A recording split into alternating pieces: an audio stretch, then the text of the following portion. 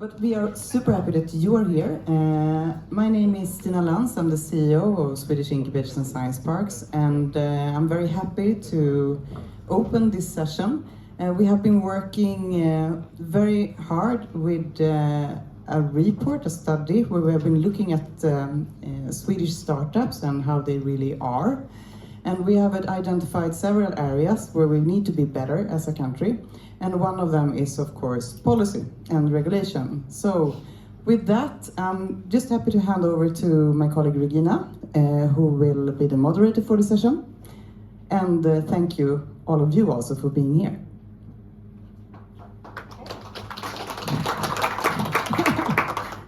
Great. Thank you all for coming. As Dina said, I work with strategic partnerships and policy. It's a pleasure to have a fantastic panel representing different parts of our ecosystem. And as you know, and I'm going to say some things that I know for many of you are very obvious, but of course innovation is key to achieve the Sustainable Development Goals. We all know that. Anyone that is a little bit insecure, visit the EY booth downstairs. It made me cry yesterday, to be honest. Well, to make this happen, startups need a legislative path and rails, and also, of course, the European countries need the cutting-edge technology of these startups that they can provide. So what are the key challenges to make this happen? And how can legislation pave the way for the startups to grow and make great impact?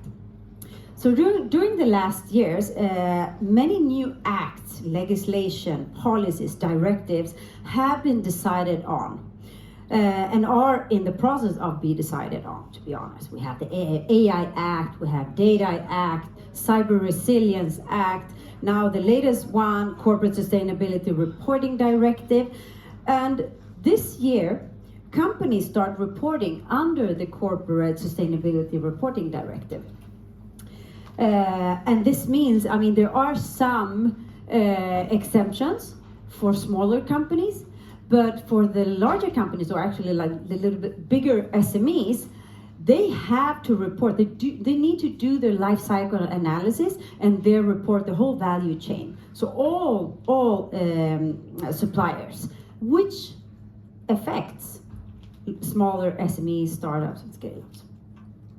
In December last year, the European institutions reached a political agreement on the world's first comprehensive law on artificial intelligence, the AI Act. What we are curious about now is how does all these new acts of legislation affect the small, innovative companies that are in their startup or scale-up phase? Companies that are ready to take on the societal challenges that we have and can actually contribute both to achieving the goals, but also to Europe's growth. So we've invited a panel to discuss this, and of course I would like to invite you to be part of these discussions. Please, I let the panel introduce themselves. Short. Should I start? You can start then. It's on. My name is Daniel Venko. I'm parliamentarian for the Social Democrats in the Swedish Parliament and currently in the Commission for Industry and Trade. And I work specifically with this type of question of innovation, startups and scale-ups. Yes, please. Yes, so I'm Arba Kokalari. I'm a member of the European Parliament. I represent Sweden and the Moderate Party, and I'm the only Swedish member of the Internal Market Committee. So I work every day, try to reduce bureaucracy and burdens when it comes to digital trade and on sustainable products. So I do a lot of these tech laws and tech regulations in the EU. Yes, I'm Johan from Danish Entrepreneurs. So the reason why we're here is because we last year established a coalition of startup organizations throughout Europe under the name 23. Now it's 24. Hopefully it's going to be 25 next year. But where we follow the European Council presidencies in trying to give them the right tools to create the best legislation for startups. So I understand that I'm kind of the UN in this in this panel, trying to be the bridge between the policymakers and the startups. So looking forward to a great conversation. I would like to add something there, because Johan, you're not alone. We have more friends here. We're actually doing this session together with other friends in other European countries like France Digitale. We have friends there, and then we have, yes, Johan representing Danish entrepreneurships too. Yeah. So you're not alone, not totally. Okay, please, Liselott. Yeah, so I'm Liselott Johansson. I'm coming from the data analyst companies Greater Than. We have trained AI for 20 years. We have an open AI platform for mobility. So how we have trained our AI is that we have trained with real crashes on the roads and also real fuel consumption on the roads. So today we help companies like Toyota, Stellantis, insurance companies to get more insights when it comes to their mobility. My name is Edward Murray. I'm CEO and co-founder of Green Iron, a startup in Sweden using a unique technology to produce fossil-free metals, iron being one of them, but also nickel, copper, molybdenum, manganese, zinc and silver. We will start commercial delivery of fossil-free iron to Swedish industry in Q3 this year. Thereafter, a big rollout. Thank you very much, and all welcome again. So the first question I would like to ask is to Liselott and Edward. So I mentioned some of the new legislation and directives. These are not all, trust me. But how does this affect your organization, your company? Yeah, I mean, you mentioned too that is for sure affecting our organization. I would say that is a positive side, because when it comes to the AI Act, for sure that's important that we do AI for good, and that is what we have done for 20 years. And hopefully the act will be that it's really help us in the best way to the one who's doing good. When it comes to CSRD, it's actually driving sales for us. Our customers are now needed to buy this kind of service as it's regulated. So the regulation drive that now these companies, huge companies come to us and say, oh, can you please help solve the pain? So in our aspect, we are very, very positive. Edward. Yes, AI directive of course doesn't hit old industry, new tech as we are, but we are certainly interested in CSRD, and we think there should be more CBAM, there should be more clear cost of externalities, which nobody's cared about, and that's why we have this climate problem that we have. So we welcome it because it will drive our customers to us for the new tech, which is I think imperative. So we are for regulations, but we are of course, as any startup, we don't want too burdensome reporting. So the reporting should be made simple and logical, but regulation is good. Good. So Johan, you were mentioning the manifesto that you have, 124, and I mean you've been in a dialogue with many startups all around Europe. And what is your views on this?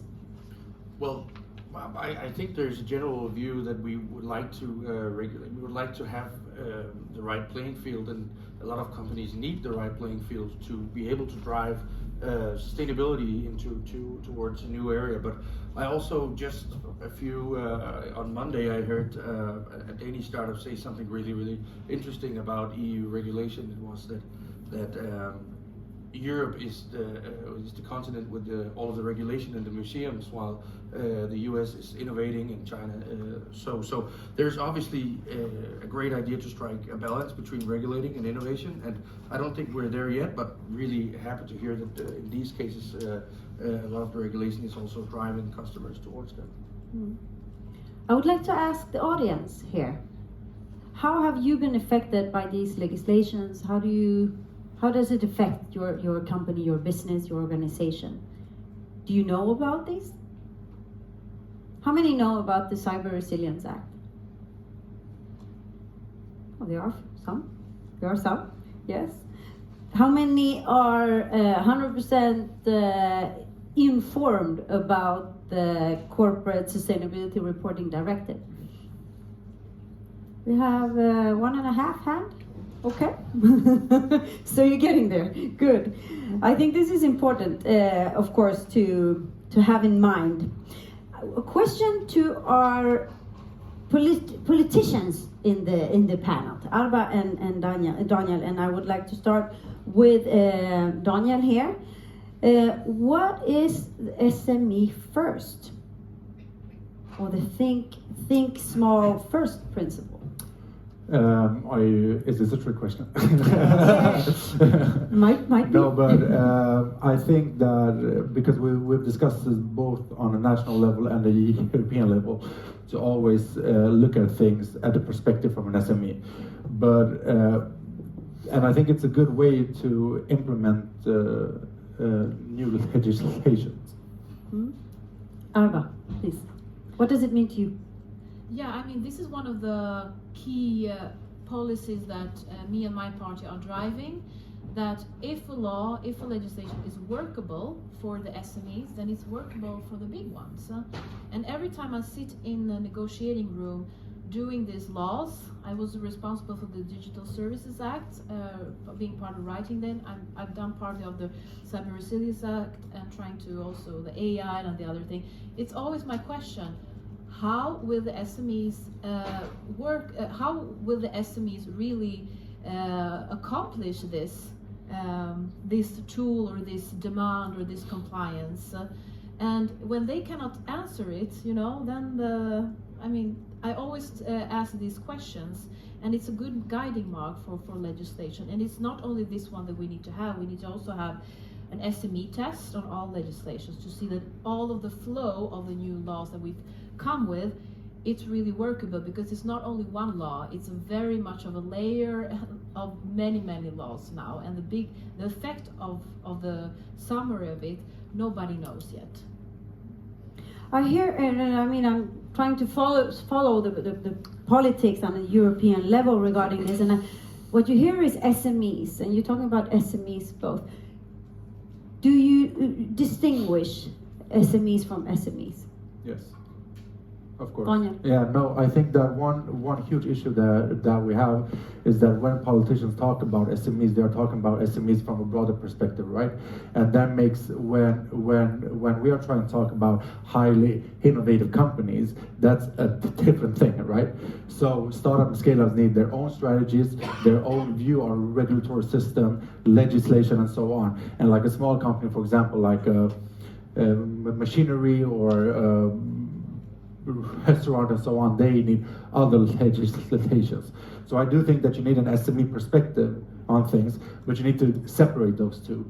Because if you don't separate them, then you won't take right to the decisions for the goal you're aiming, right? So yeah, I think this is something that we are beginning to learn amongst politicians right now. Yeah. And how is it on the European level, Arba? Do you make a distinction when you're discussing these?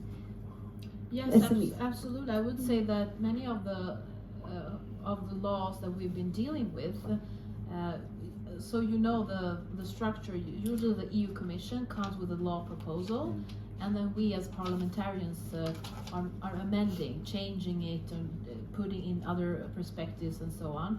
Usually we've had distinguished between how the rules are applied for the biggest ones and how the rules will be applied for the smaller ones. For example, we have now in place since this weekend the Digital Services Act. So we have already very hard provisions on the big tech companies, on Meta, Google, Amazon, X, TikTok. So they have very strong measures on taking down illegal content, be prepared for the disinformation flow on the internet. But then we have smaller or less provisions, easier provision for smaller platforms, because the small platforms like Blocket cannot have the same rule as Meta, it's with that kind of flow of content. So that's one of the examples. We see it also in other legislation. And honestly, I just the other week I managed to get a small company exemption for the Green Claims Directive, which I've been working on, that will define what is a green claim when a company sells a product. So we're making some provisions on it, and then I managed to get in an exemption for small companies until we have sort of a phase-in period for small companies. So that's one thing how we can work things out. If I can perhaps just chip in here, I think especially on the EU policy, we also have, and actually the European startup community was successful in putting this into the recent Penkova startup report, which was just passed a few weeks ago. Is that we're talking about big companies like the ones I just mentioned. They're almost above big. They're giants. They're tech giants. That's what we usually call them. And then there's big companies and there are small companies. So what I at least think is that we should try and create the startup and scale up test, because the problem with SME exemptions is that they pretty quickly become a glass roof above the heads of startups like the ones present at this tech arena here. So if you have thresholds within revenue areas, employee areas, or user areas, well, your goal as a startup is to go above those thresholds. And if you're trying to get investments while being under an SME exemption, then what is the investor buying into? Is he buying into a regulatory framework that looks like this, or one that is above and beyond, like the ones, for example, with the DSA that Meta is doing? So I think it's really important that we, within the next mandate possibly, are trying to figure out what is these different things. Are we doing SME exemptions for hairdressers, carpenters, all of these, or are we doing it for companies like you guys? Because there's a really distinct difference, and I think you also mentioned it just before. Now, Liselott and Edward, did you know about this SME first? Do you feel that you've been approached and you're... I'll have to give you a slightly longer answer to that question. Give me the long answer. First question, the true answer to the question is never heard of it. And the second alternative to that question, which is the longer version, is that we actually see the complete opposite when it comes to us. We see every regulation in the business that we're active in is all towards subsidizing and sponsoring large-scale fossil-emitting companies, and actually actively working against us. So we are the first company in the world to start commercial shipment of fossil-free metals this year. CBAM is maybe coming on slowly in 2026, while we're giving all these emitters free emission rights certificates. And the interesting thing is that if you have a very dirty business and you release a lot of CO2, you get free emission rights. We don't emit CO2. We will never emit CO2. Guess how many certificates we get? Zip. Even though we do the same thing as a blast furnace, we will not get any certificates. So we're actively sponsoring CO2 emissions. So that's a very far cry from going startup first, paying no consideration for no new tech and only for old capital and old ways to do things. So I would say vehemently, no, that's not true. Before I let Liselott in any comments here, so you were waving. I totally agree, because I think that we always say that we take SME first, but the thing is, I mean, we don't, and I think that is something that I have learned a lot just this last year, is that when we do legislations, a lot of things just happens because we don't ask the companies what they need. So one thing that, and I know this is a European Union panel, but one thing that the previous government worked a lot with that gave effect was having these collaboration programs, right? Where you identify, okay, what are the goals for the state the coming 20 years? Okay, we identified these 5 goals. Let's invite companies, big industries, but also startups and scale-ups, so we can learn what regulatory system is not working in that direction that we and the startups want it to. So I think this is something that we need to work with, and I know that you can work with that on a European level as well, but you need to have the will, and it takes time, and you need to have the mandate. So the Commission needs to have the mandate and someone who's responsible for this collaboration program to work. Otherwise, saying SME first is just a saying. If you want to implement it, you need to talk with the with the companies. Sorry, Daniel. Can I Sorry. react? Do you Sorry. do you agree, Alba? No, I totally agree with you, because you are pointing out the holes that the climate package has in the EU, the Fit for 55. We will have carbon tariffs, but only on certain areas, and we will have a higher price for emissions, but it still has holes. So what and I totally agree, the next thing has to be that the companies with more sustainable business models, like yours, need to get the incentives. And right now we don't have it. And the ones who have the incentives are the Chinese government, who are giving a lot of money to their state-owned controlled companies, and the Americans with the IRA. And from the European side, we are not doing enough to make sure that these smaller companies who have these business models to get the right tools and incentives. We are high demands on climate and emissions, but we are not covering businesses like you that are really doing the right thing. And that's, I really hope that is something that is going to be done when the climate, the Fit for 55 will be implemented. I think it will be more visible that we really have holes to, to look into. So thank you for mentioning it. Yeah, Please a lot. Oh, sorry, Edward. Yeah, thank you for that. I think there's a few fairly easy measures that can be done, rather than measuring how much each company emits. Say for steel making, if you produce 1 ton of steel, you at least emit 2 tons of CO2. So that's how much CO2 certificates they get. You should give them to us for the amount of steel that we make. Just so you understand, our business plan is to have at least 300 furnaces up and running, in commission or up and running by 2028 to 2030, which is before Fit for 55. But those 300 furnaces will reduce CO2 emissions by 17 million tons. That's 34% of Sweden's emissions 2 years ago. We will get 0 credit for that. And 0 sponsorship whatsoever. And we're working against regulations. If we want to find EU funding or funding from Swedish authorities, we've been declined again and again, based on the fact that we need to come with a big corp to apply for the funds. So as we can't go with the big corps because they're of course not interested in truly reducing their emissions today, then we can't get any funding. So we've got 0 funding from Energimyndigheten, 0 funding from EIC, 0 funding from EIB, and yet we will be the first to produce fossil-free metals this year.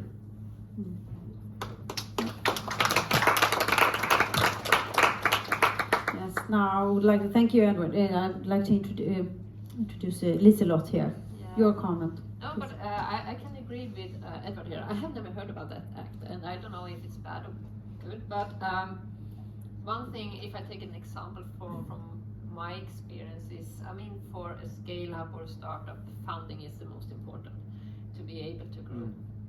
And one example I had, when we were much smaller than we are today, then we needed funding. But then we couldn't get funding from any of these organizations that I have run in Sweden, but another automotive manufacturer in Sweden got like 14 million to try to do what we already did. And that felt really tough because, 40 million for me would be like our cash flow for like 3-4 years. And then yes, they got it. Because they were better to do the process to apply. And but I'm very happy to hear that it's a kind of act, and I'm very happy to hear how you think, Abra. Because I think it's important that we can help the startup scale-ups, especially funding, because that is the toughest part in the beginning when you drive a project. The funding, yes. There's been a few billion kronor running up to the northern parts of Sweden to a government-owned company. Yep. So funding is available for large corp. Yes. We a question to Johan. Have you been approached by the Commission or regarding this SME first principle? But directly, I would say no, but I think in general there is a rising popularity in talking about both startups and SMEs in general, because like, for example, if I should bring it back on my organization in Denmark, we were founded in 1985, and I imagine like a room with a round table and 8 guys with bowler hats and cigars, just going for revenue, until today, where it actually about innovation and about entrepreneurship and innovation isn't just creating the new big tech companies, but it's actually solving the problems. And this is slowly getting to the minds of the, for example, Commission, that companies like yours are helping on climate solutions. A lot of companies are helping on the whole aging society dilemma. Everywhere, it's entrepreneurship that is driving change. And this is really something that has to be taken into account, and I think that's also why the Commission has had an even bigger focus now on entrepreneurship and removing burdensome bureaucracy. We heard Ursula von der Leyen coming out saying that we need 30% less reporting. That's a good thing for a lot of companies. We're hearing a lot of commissioners talking about the one rule in, two rule out scheme that I think has never been produced in any country actually. But obviously it's nice to hear that the EU is ambitious. But I think that this is actually moving forward. It's just about figuring out a scheme that actually is able to listen to the entrepreneurs and especially the startups, driving change for the biggest problems that we have as a European Union right now. How many startups do we have in the audience? So there are some. Any of you that know about this SME first? No. Okay. But maybe there's also a question to be asked, because because one thing is that I'm really good at bashing the Commission and the politicians for not doing anything, but the other way is that are we available enough for the legislators to understand? Because I know that the policymakers are really keen on visiting startups, but do they know which one to visit? So the ones that had their hand up before, would you be interested in using like half an hour every time the European Union would come out with a new survey for enabling? Yeah, but that's a really good thing, and I think this is something to take back. That when I started doing policy in Danish entrepreneurs, the biggest issue was the startups were coming back to me once the regulation had been passed. So when nothing could be done. But what we actually want is to be a part of it when the first stone is set in creating a legislation. So I think taking back that a lot of the startups actually want to be a part of the legislative process and giving you the feedback that you need to create it is really, really uplifting to hear. And you are one step ahead. Sorry, Edward, do you want to say something? I totally agree. I think when it comes to sort of CO2 minimization, there's no competition. In Sweden we have hybrid, which we're all very proud of. We have H2 green steel, we're all very proud of that as well, but we also have green iron. We don't see ourselves as in competition with those. We're not in competition with Midrex or Byway or Hot Heel or Tenova or any of the other initiatives going on in the world. We need to work together. All of us need to be successful to avoid this collapse scenario in the EMY room. Yeah. So collaboration between small and large corp, between industries, between regions, between countries, with politicians on a local, regional, as well as national and EU perspective. We need to collaborate all the way, not for the sake of saying that we're collaborating, but actually to collaborate. Liselott first. Yes, on that note, I think it's interesting because we spend a lot of time not being in Sweden, because the difference being in US, being in other countries, that it's easier to actually do business with larger corporation out from Sweden. Because if you try to do business with larger corporations here in Sweden, it's very, very hard. But when we go to US, it's much easier. And also for Asia. Even in Japan, it's easier for us to work with a large corporation like Toyota and Honda and so on. But here in Sweden, we don't work with any of the larger automotive manufacturers in Sweden, but they invite us to the other countries. And I think that's interesting, and that is something with how we're working. And I think it's a bit strange, because it feels like the large corporations having a bit are scared of the smaller startup scale-ups that have nice new technology that we can integrate. So it's something with the culture with the larger corporation here in Sweden and work together with startup scale-ups. I agree. That's our experience as well. I mean, we are in collaboration, and we did actually receive EU funding on a project with ArcelorMittal, debatedly one of the largest steel makers in the world, when we are helping them to extract zinc from their waste and residuals. We're also in collaboration with Vale, which is they produce 300 million tons of iron ore per year, a large Brazilian company. And we're also in collaboration with Rio Tinto, which produces about 330 million tons of iron ore each year. But we have no collaboration with any Swedish entity on that same field. Sorry, Edward, you wanted to comment, Alba? Yeah, I mean, thank you for raising this issue up that we need to have more visible SMEs in Brussels. I mean, before I was elected in the European Parliament, I was working at Electrolux, and I mean, I've been in the business sector for some years, and it's like totally different worlds. You're here with all of these innovative, beautiful companies who have really found the solution for our biggest topic on the climate change, better health, security, and other things. You feel that hope here. The problem is, you go to Brussels and everybody's like, okay, let's regulate everything, you know? They don't understand that here in our country, we've already, you know, so many companies with the solutions.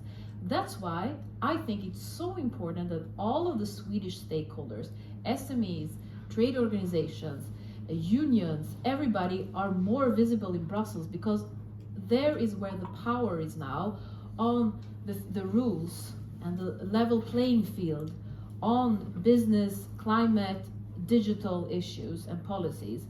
And our mistake in this country has been for so long that, oh, we're better than everybody else, we don't want to, you know, the EU is something far away. The problem is that with that kind of approach, just complaining, then we will be lacking even more behind. So if we really want to make an impact, that these laws are made good, we need to be there. We need to talk about the Swedish perspective, and we are the front runner. You are the front runners in Europe with the innovation, and we are the ones that need to set those rules.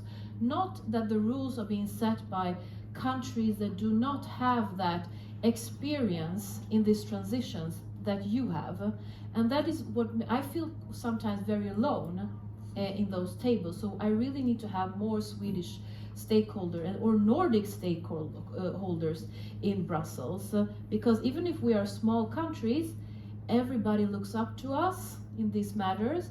They ask us because we have credibility in innovation. We are number one in innovation, but we need to set the rules for Europe.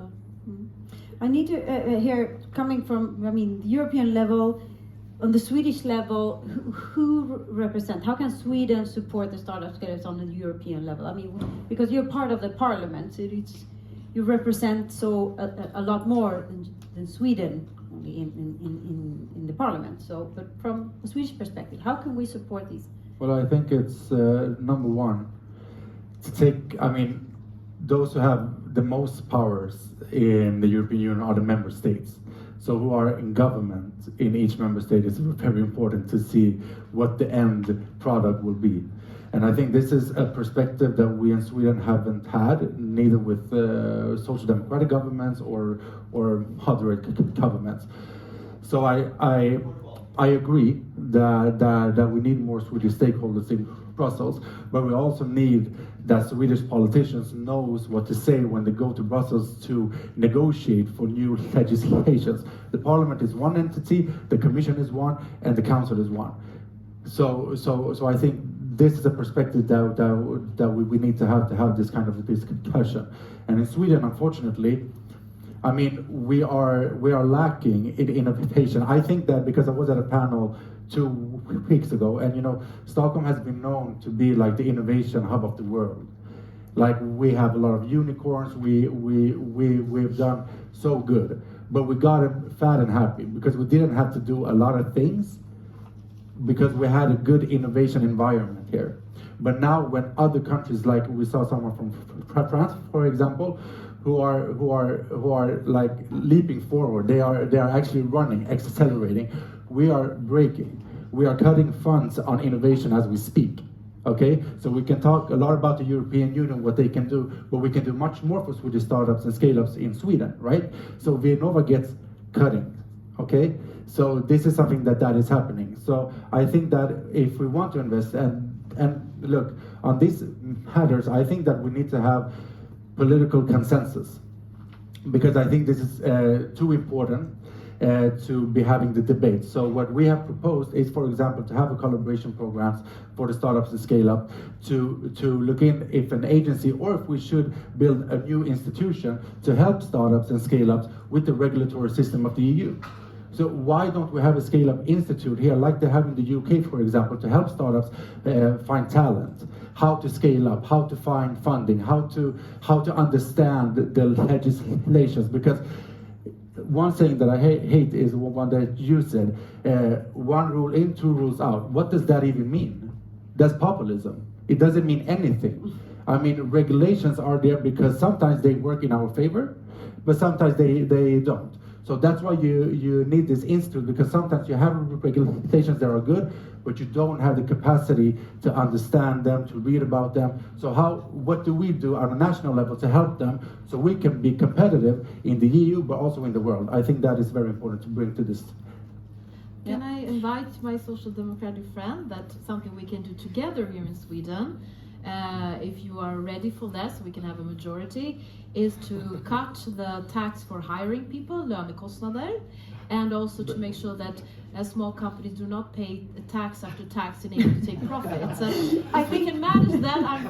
If you talk about compromise. I'm sorry, Daniel. I think this is like this could be a session of its own. Yeah. But I'm looking at the time, and I know that you're going to be part of another panel and have to run. So I have to run in my question schedule here too. But I really would like to ask Liselott and Edward, do you feel represented? Who represents you in these cases? Who represents you towards Daniel and his party, or the government?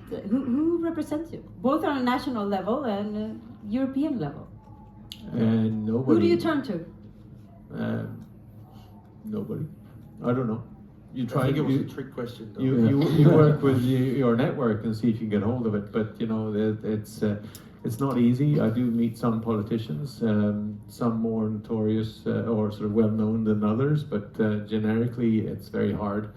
We watch the sort of Ursula von der Leyen's speech of where EU is going every year in the past 4 years. It's like she's talking to me. I'm doing everything she's asking for, but we can't get hold of anybody at the EU Commission. So it's hard, but you work with your network, and I think collaboration. It's so easy for us to blame the politicians, of course, but it's a two-way game. Everybody needs to get better at everything. Liselott. I must admit, I have never tried to reach out, and maybe I should look more for myself that I haven't tried. And I mean, actually, when we started, we had our head office in Brussels, and I know the founders working very close with the politicians in Brussels. And at the time, the doors were open, but I must say, I have never thought about that I could contact. So no. I need to take my own responsibility here. But and I could say I don't know really what channel I should use, but maybe it's just to reach out on LinkedIn. I don't know. How do I do? Well, you have two contacts here, or you have Arba. But I would like to ask a question to Johan, because you've done. Sorry, go. I've actually emailed you twice in the last year, Arba, about issues that I'm an expert on, and I didn't get any response. So how should we actually contact you if we actually do have an opinion to provide? Did you email my office, or really? Your email address on the Parliament website. Oh, really? Yeah. Wow, I'm really ashamed of that. So usually the email is the best. You're the only one who didn't respond, but I don't know what to do if I. Well, after this, I'll try to take care of that. I'm 100% sure that you will answer next week. But okay, sorry, I have to continue here. But question to Johan, or actually the work that the Danish entrepreneurships are doing. You propose a new startup scale-up test for all new legislation to prevent unnecessary bureaucracy and maintain competitiveness.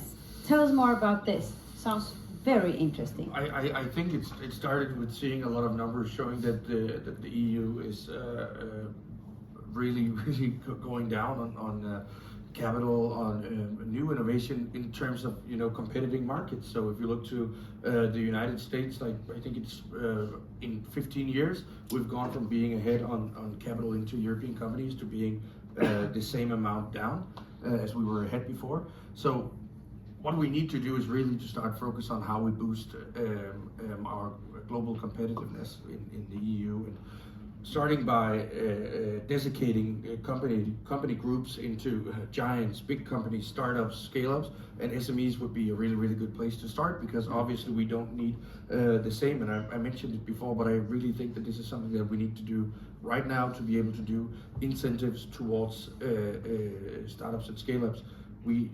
It's really easy to say we don't need the same as the hairdressers and carpenters. Yep. Well, Sweden, you all know that there is an election in June. Yes. For the European Parliament. And Sweden today has 20 maps. 21. 21. 21 Since, right now? UK left. Yeah, that's right. Very good, thank you. Well, these are members of the European Parliament. And a question for Arba here. What areas would you say that Sweden is really strongest, has most representation within when it comes to what we've been talking about today? Of this Our 21. possibilities. Yeah, I mean, Where we're most active when it comes to these questions. Yeah, I mean, it's totally crucial for our economy, for our security, and our future that we have strong Swedish representatives in Brussels. So I'm hoping that you have that consideration when you vote in the EU elections in June, and especially on the topics of the possibilities for us as a country to impact the most are when it comes to defense and security. We will see more of a cooperation in the EU on security, definitely, and also on green industries, like you, Edward? Yeah, like your industry. So we can bring in that kind of perspectives, innovation, and also explain this has been a success story for Swedish industries, that we have competitive international companies who have done that Journey. Journey, yeah. And what we have done in Sweden is something that we also could do in Europe. So that confidence and the trust is something we need to use more to make also Europe competitiveness, because we are lacking behind China and the US. We are living on old merits, definitely. So I would say security and economy are probably our strongest values. And of course, defending democracy, freedom, human values is a very strong Swedish asset that we need to push for even more in these times. But Scouts, I don't know how you say that, but out of the 21 members of the European Parliament that are from Sweden, how many would you say have startups and scale-ups on their agenda, are interested in this question? Is it? I mean, I'm probably very biased because I'm one of them. You can not only mention your four other colleagues. No, I mean just me and my party being the only one in the internal market committee says quite a lot how the priorities are among the Swedish parties. I think if being more, I would like to see more parties except from my party being active in the issues of SMEs. So even more, I would like to wish more from the left side, because they never bring that issue up. Okay, I don't want to ruin this discussion. It's 13:45. You have 5 more minutes. We got you a volunteer. You'll be good. Really? Okay, good. Why, you're the best. Great, thank you so much. Okay, then Arvid doesn't need to run. We have 5 more minutes. That's great. Sorry, Johan, you were raising your hand. Yeah, I just think I would use this time to actually try and flag something for both you in the room, but also here, because I think it's really interesting what you said before. You want more Swedish representation in Brussels, and it's kind of the chicken or the egg, because we would also like more Brussels presence here in Sweden, Denmark, Finland, wherever in Europe. So let's take this time and this election to bring around all of you EP candidates to meet some of the startups here on Swedish ground for the next couple of months. I think maybe I'm not speaking on your behalf, but being forward, I would say that you guys would like to invite these people into your companies. For sure. And seeing Open invitation. seeing what these guys are doing, and I know that we're going to collaborate from Danish entrepreneurs and with SISP and Regina on doing an MEP internship program with MEPs from Denmark, Sweden, and Finland. So this would be the opportunity to come and visit them. Being Brussels in Sweden will give you at least almost a startup mandate to go to work with in Brussels. And I think this would be really helpful for all of you Swedish MEP candidates. We're going to let Edward in, but first, Arba, this is the moment where you say, what a great idea, and then you and we just set a date. He's already pitched that to me. So Yeah. I said, yes, I will do it, and I already do it. I usually go and visit different companies and startups, so I will do it, but you don't have to convince me. You need to convince my opponents. So. Edward, you were... I'd like to up the ante on that promise, actually. I think next time the European Commission comes to Sweden, or if there's a large congregation from the MEPs coming here, I think they should reach out to SISP, Ignite, and Vinnova to meet the Swedish startup community. I had the fortune of these past 5 years traveling around and meeting a lot of super interesting companies. And if you ever want to go to an event and actually go home and feel happy and feel that the world is a good place and we're looking for a bright future, you should go to this year's edition of New Techniques Top 33. We're extremely proud that we've been appointed twice, but the other companies there's solutions for cancer, for everything. It was such a happy event. It's technology that's happening. It's happening now. It's Swedish small SMEs doing it. So please set that. Call Stina, set it up. Yeah, That's important. Both Edward and Regina, I'm happy to get you with von der Leyen's office if you want. Sure. So she also meet you guys and are aware of you. Thank you. That would be great. Thank you very much. And Johan, back to you again. Before we start finishing off here, so how are you working with the challenges that we have been raising today here during the discussion towards specifically towards the election? I mean, there is something happening. You need to go. Yes. Okay. So yeah. Thank you so much, Arba, for joining us. Thank you. And we really look forward to the internship. Edward will send you a list of how you need to dress and practical things like that. And also great event if you have the opportunity. Yes, of course. Thank you. Alba. Good luck. Alba. Yes. Arba? Here you go. Oh, good. Thank you. Great. So, Johan. Yeah. Being a representative of many startups. But I think that what needs to be done, at least in our sphere with policy, public policy and public affairs from our side, is really to bring a lot of the startups into the conversation with the candidates. We can do that in Denmark, Sweden, Finland, Poland, France, wherever these organizations are based. And if some of you are from the other countries than Scandinavia, then I will gladly point you in the direction of these organizations that are really, really keen on opening doors into politicians. Because one thing is me being sat in a nice panel or being in a meeting room in Brussels, but my voice and the startup voices of, for example, Sweden are way stronger than if startups like yours sits beside me when I'm in these meetings. So we are really keen on doing that in terms of the election right now. We're really trying to showcase where the prosperous future of Europe is placed and how not to cover it with dirt and European bureaucracy. No. Thank you very much. And I would like to some final not final, almost 'cause I said final that- words yeah. from Daniel? No, but I just wanted to. It's a shame Arva left, but then she can't say against me.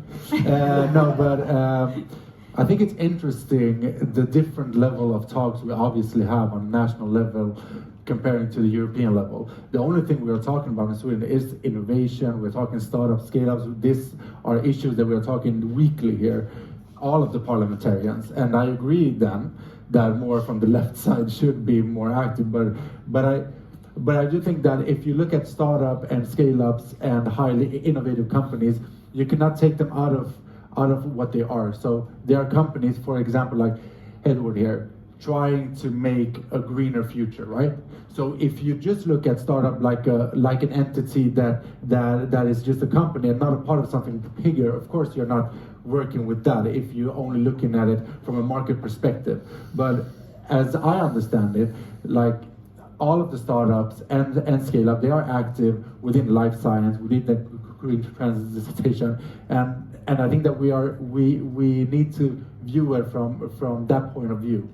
So that we always are working with the startups and scale-ups towards our goals. So I think, yeah. But if you have some questions. Yeah, I totally agree. But at the same time, I mean, the European Commission launched an innovation agenda, and of course, if you read it with the bureaucratic eyes, you can see the nuances in the words that not everything is, will become a legislation or a directives, more recommendations, a nice feeling, and that is very important. That these really the strategies that are set by the Commission are really strategies that will have an action plan and create the differences. To be honest, in Sweden, we don't even have that. We don't even have that. We don't even have an innovation strategy in Sweden. No, so in some cases, at the European levels, things are moving faster than on a national level, and then some certain things it's really the opposite. So I would like to thank you all, and what we've been doing, and Stina was mentioning it before, we've been doing like a kind of mobilization for startups and scale-ups in Sweden. And trying to travel around Sweden, having different joining different events where there are startups and scale-ups on site to get their point of view of what are your challenges and also quite important. So if these are the challenges, who do you go to with these challenges? Who can do something about these challenges? And right now,